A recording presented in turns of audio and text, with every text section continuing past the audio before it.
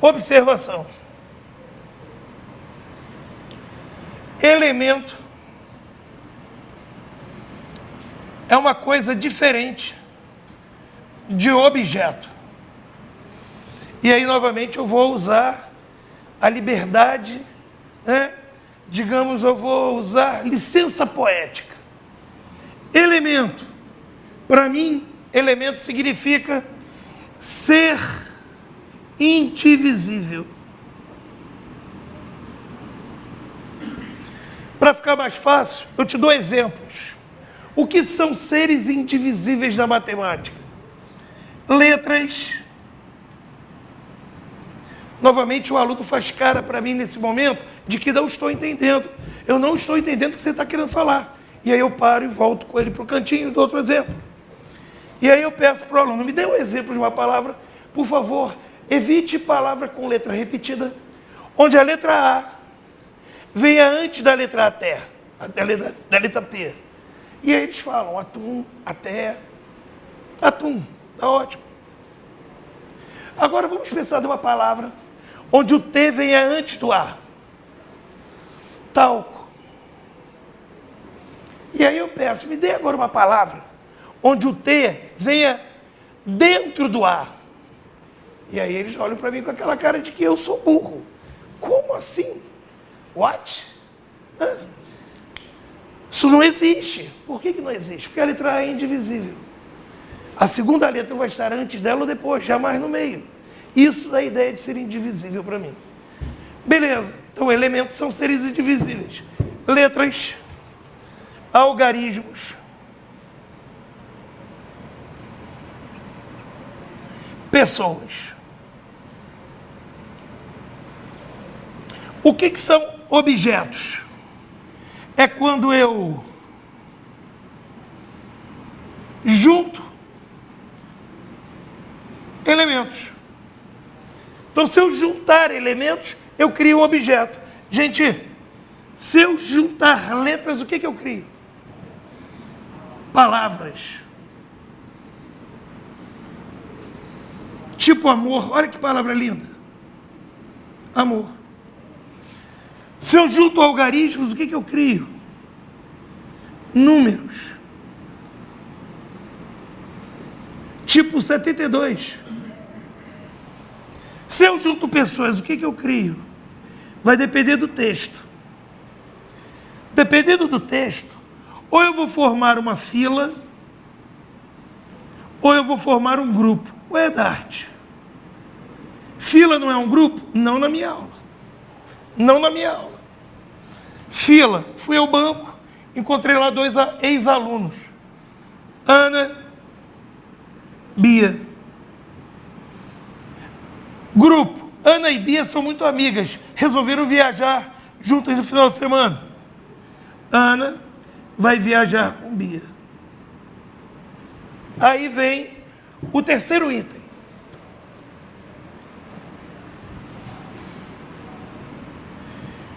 Elementos, normalmente a gente representa pelas letras do nosso alfabeto. A, B, C, D.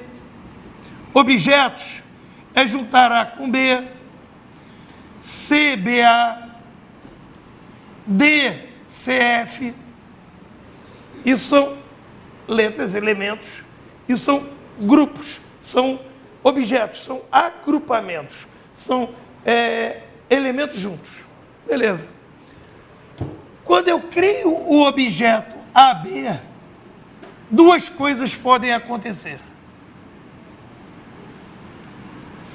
Se ao invés de juntar A com B, se eu tivesse juntado B com A,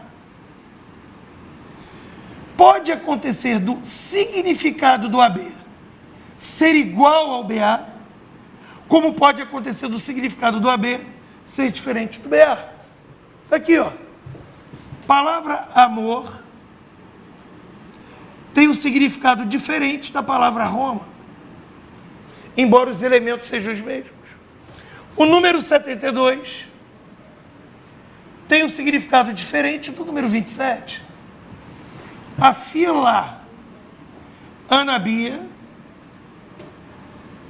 é diferente da fila Bia, Ana. Nesse momento rola dúvida. Por que são diferentes? Pergunta para Ana. Nesta fila, a Ana é a primeira a ser atendida. Nessa, ela precisa esperar a Bia ser atendida. Então, é claro que a Ana prefere essa fila do que essa. Então, são filas diferentes. Um caso clássico de AB igual a BA é o grupo. Viagem. Ana vai viajar com Bia. É o mesmo que falar que a Bia vai viajar com a Ana. E aí dá para dar uma noção exata de como essa matéria é difícil. Ana, Bia, diferente, igual. Bia, Ana. A única coisa que me fez perceber que aqui é diferente e aqui é igual é porque ele disse nessa questão que eu estou montando uma fila, enquanto que aqui ele falou que elas vão viajar. Ou seja, não tem fórmula que me faça entender isso. O que vai me fazer entender isso é o poder da interpretação. E daí o seguinte, quando AB for diferente de BA, significa que este tipo de objeto será resolvido pelo revolucionário método 2 tracinhos, que é uma coisa absurda e você não vai entender nunca. Significa colocar um tracinho do lado do outro. Esse tipo de comportamento vai resolver qualquer problema, onde AB e BA têm um significado diferente. E quando AB for igual a BA, eu não vou usar tracinhos. Eu vou resolver a questão usando o verbo escolher. E o verbo escolher é fantástico. Porque o verbo escolher traz dentro de si, ao traduzir ao pé da letra o verbo escolher, fica nítido que AB e BA são iguais. Quando Luísa entrou numa loja para escolher a blusa, se ela escolheu a blusa branca e a azul, é exatamente a mesma compra se ela tivesse escolhido a azul e a branca. E quando você entra numa loja para fazer compras, o que você faz é uma escolha. Você vai escolher, você não vai levar a loja toda, você vai ter que escolher. O verbo escolher, segundo a conjugação, ele é um verbo que cresceu em importância na metade do século passado para cá. Na metade do século passado para trás, o verbo escolher era bem pouco usado. Ele era substituído por um outro verbo que caiu em desuso. O verbo escolher é sinônimo do verbo combinar. E uma maneira de convencer o aluno de que o que eu estou falando faz sentido é que às vezes você bota uma calça preta e uma blusa amarela e fala assim, não gostei. Por que eu não gostei? Porque não combinou. Ou seja, você não fez uma boa escolha. Então, o verbo combinar, outros verbos caíram em desuso. No início do século passado, ninguém falava mexer, se usava o verbo bulir. Menino, não pode bulir aí. Se bulir aí, você vai tomar choque. Hoje, nem no interior do país se usa mais o verbo bulir. E daí? Bem, vamos falar um pouquinho do verbo escolher. O verbo escolher, ele possui um símbolo. Ele é tão importante que a matemática inventou um símbolo para ele. Esse símbolo é a letra C. Por que se usa o símbolo C para a palavra escolher? Porque quando essa palavra foi inventada, o verbo que se usava não era escolher, era combinar, que começa com a letra C. Este símbolo precisa de dois números, um em cima e um embaixo. O de cima jamais vai ser maior do que o de baixo. O que esse símbolo é? Se isso aqui é um símbolo matemático, ele tem um nome. Qual é o nome dele? O nome oficial. Combinação. Nome completo. Combinação de 10, 4 a 4. Sem crase, porque entre numerais não se usa crase. Beleza. Saber que o nome é isso, hoje em dia é completamente inútil. Eu sei aqui o nome de pouquíssimas pessoas. Isso em nada vai incomodar a minha aula.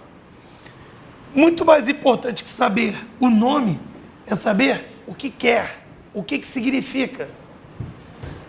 E é isso que falta nos livros. O que isto significa?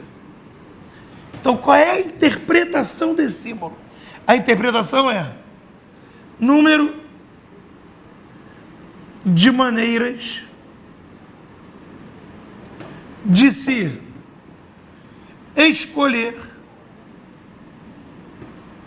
4 objetos de 10. Perceba como é fácil você entender isso. Ao olhar para essa frase, eu me imagino entrando numa papelaria. E eu fui fazer o que nessa papelaria? Eu fui comprar canetas Pilô. E eu gostei de quantas cores? 10.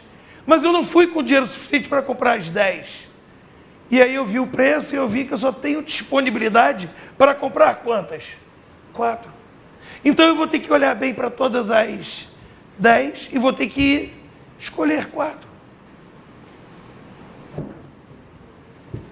Repare que isto significa número de maneiras.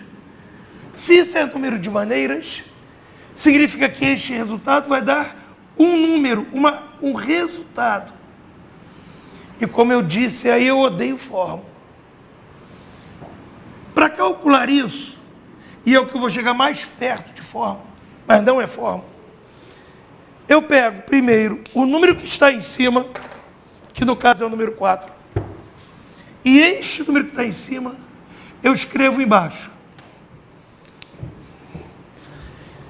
E ao escrever o número 4, eu vou descendo, perdendo a linha devagar, até chegar no chão. Ou seja, 4, 3, 2, 1. Sempre vai até 1. O número que está embaixo, que era o 10, ele será deslocado para cima. Este número vem para cá. E novamente vai descendo, só que dessa vez ele não vai até o 1. Como é que eu vou saber aonde vai parar? Pergunto, quantos números eu escrevi embaixo? 4. Se embaixo eu escrevi 4 números, em cima só cabem 4 números. E eu vou parar quando eu escrever o 4. 10, 9, 8, 7. E agora eu vou simplificar. 4 vezes 2 dá 8. 9 dividido por 3 virou 3. 3 vezes 7, 21. Vezes 10, 210. Isso quer dizer que ao entrar numa papelaria, ter gostado de 10 cores, mas só ter dinheiro para comprar 4, faz com que eu tenha que escolher quem que eu vou levar. E eu tenho ao todo 210 escolhas possíveis. 210 possibilidades de compra.